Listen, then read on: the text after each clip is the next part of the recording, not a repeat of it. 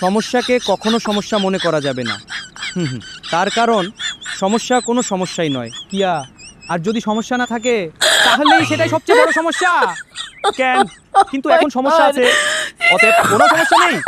তার কারণ হলো সমস্যার মাধ্যমেই সমস্যাকে সমস্যার মধ্যে ফেলে দিতে হবে। অনেক সমস্যার ভিড়ে একটি সমস্যা হলো নানামুখী সমস্যা।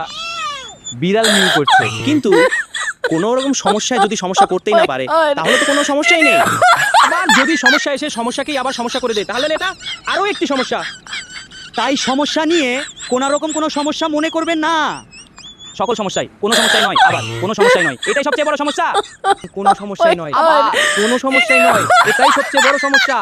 সবকিছুর মূলে সমস্যা, সমস্যা ভিড়েই সমস্যা, সমস্যাকে সমস্যার মাধ্যমে সমস্যাকেই সমস্যা করে দিতে হবে। অতএব কোনো রকম কোনো সমস্যা নিয়ে আর কোনো সমস্যা নেই। সকল সমস্যা অলরেডি এখন সমস্যার মধ্যেই পড়ে গেছে। বিড়াল মিউ করছে, দেখো। আরে আপাতত সমস্যাকে সমস্যা করতে করতে আমি নিজে একটা সমস্যা হয়ে গেছি, আর কোনো সমস্যা নেই।